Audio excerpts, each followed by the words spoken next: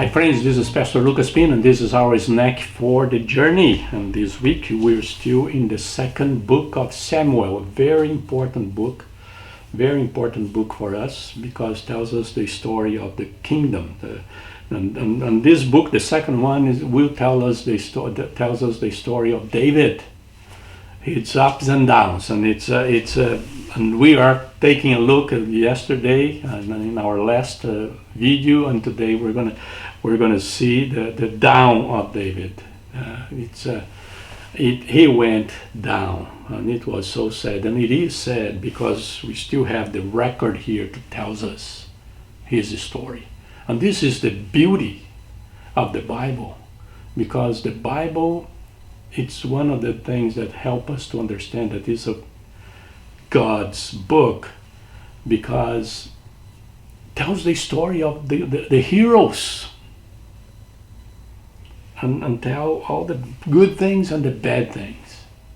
And here we have the bad things. And before we go there, I'd like to encourage you to subscribe to our channel, to share this video with your friends and family, and pray for us and help us to bless other people. The verse for today is chapter 12, verse 9. Look what it says. Why did you despise the word of the Lord by doing what is evil in his eyes? You struck down Uriah the Hittite with the sword and took his wife to be your own. You killed him with the sword of the Ammonites.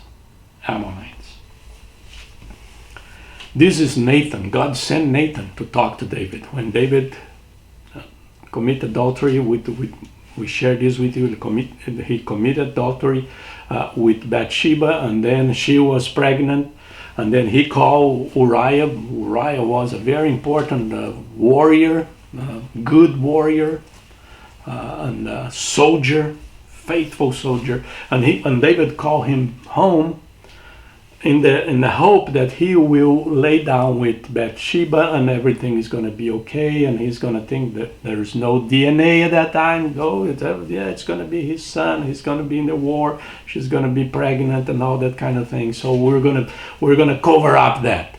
But Uriah was a just and righteous man. He said, I'm not going to go and lay down with my wife. I'm not going to even go inside of my house because the other soldiers are in the fight, in the war, and I'm here, and I do not deserve, and I should not be here, and all that kind of.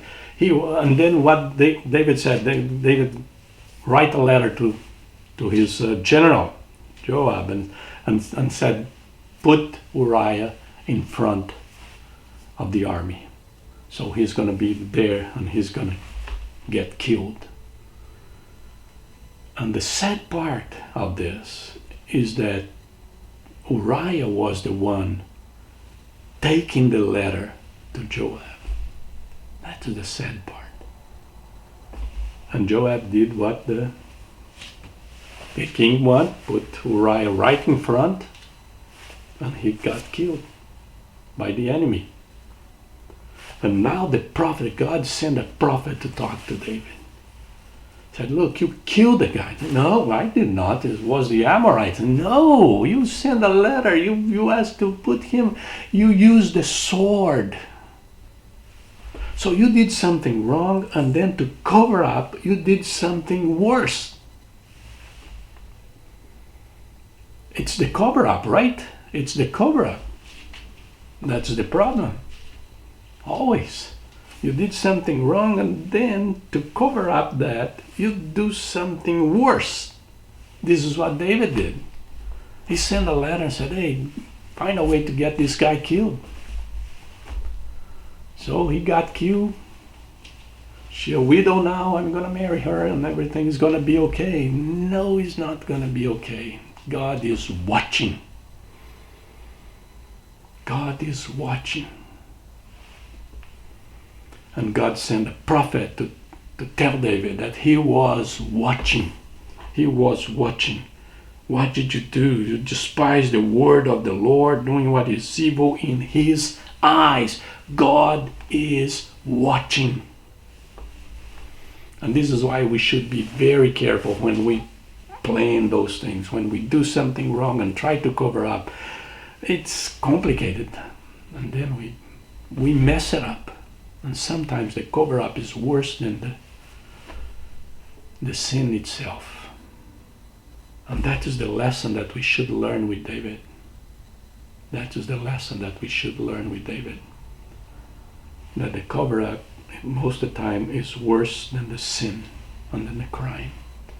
And God is always watching, and He will do something. So we need to learn with David about this. Probably this is why we have this story here. And this is our snack for today. God bless you.